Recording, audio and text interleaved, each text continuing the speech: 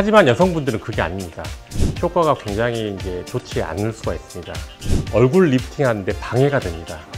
다시 말하면 이렇게 바지끄레기 잡고 있는 거예요. 안녕하세요. 강남뷰티 성형외과에서 얼굴 리프팅을 중점으로 시술하고 있는 장욱재 원장입니다. 오늘은 목 부위 리프팅에 대해서 설명드리겠습니다. 먼저 그 전에 세계적인 뷰티 트렌드에서 말씀드리겠습니다. 요즘에 그 유명한 K-POP 스타들이라든지 아니면 유명 모델들을 보게 되면은 얼굴을 볼 때 작고 샤프하고 세련되고 날렵하고 가벼운 얼굴들이 많습니다. 그리고 그 몸매를 보게 되면은 굉장히 슬림하고 늘씬하고 바디 라인이 굉장히 선명합니다. 굉장히 얼굴의 라인이나 자태를 강조하는 시대입니다. 결론적으로 말씀드리면은 세계적인 뷰티 트렌드의 어떤 경향은 라인 성형입니다. 얼굴 라인, 목, 어깨, 허리, 힙, 종아리. 그래서 그 얼굴하고 바디 라인을 연결하는 목이 굉장히 중요합니다. 얼굴 라인과 턱선 라인, 그리고 깔끔하고 가냘픈 목이 있어야 바디 라인과 잘 어울립니다.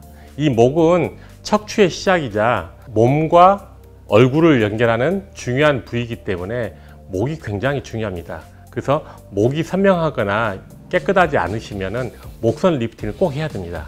그래서 과거에 어떤 봉건 시대나 옛날에 보게 되면은 권력자들이나 그런 남성들을 보게 되면은 목을 많이 가립니다.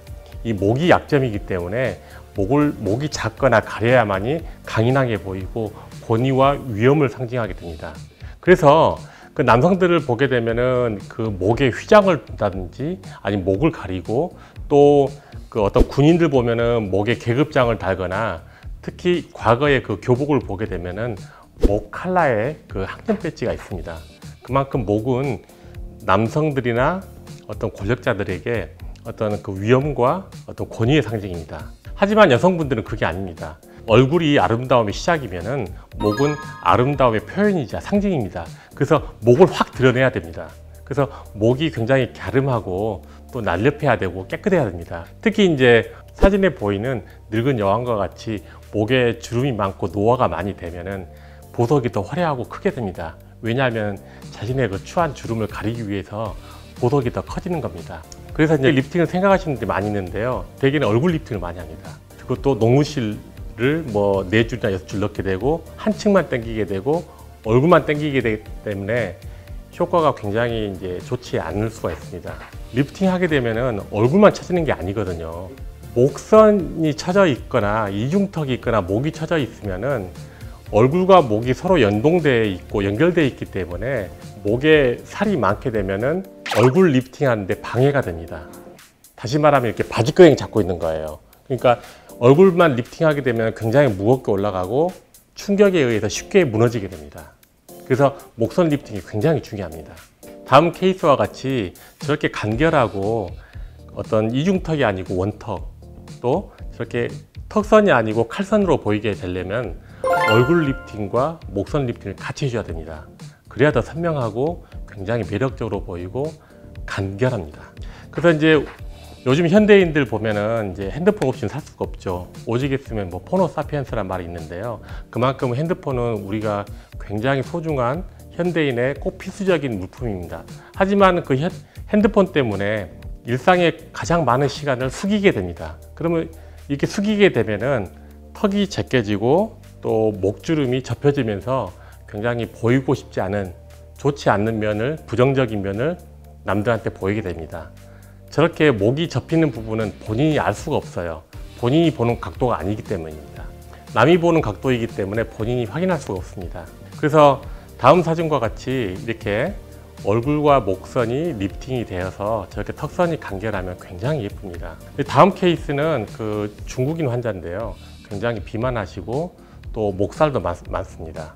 이 목살 때문에 턱을 조금만 당기게 되면은 이 목살이 접혀서 주름을 유발하게 되는데요. 그 주름이 오랫동안 시간이 경과되면 굉장히 선명한 주름이 됩니다. 그래서 미리미리 목선 리프팅을 해야 됩니다. 이렇게 목 지방 흡입도 하고 피부를 방리해서 리프팅을 하고 경과가 지난 후에 저렇게 슬림하고 가벼운 얼굴이 됩니다. 그래서 목주름에 대해서 그 유형을 알아보게 되면은 두 가지가 있습니다. 크게 첫 번째는 이제 칠면조형 목이 있고 두 번째는 쟁반형 목이 있습니다.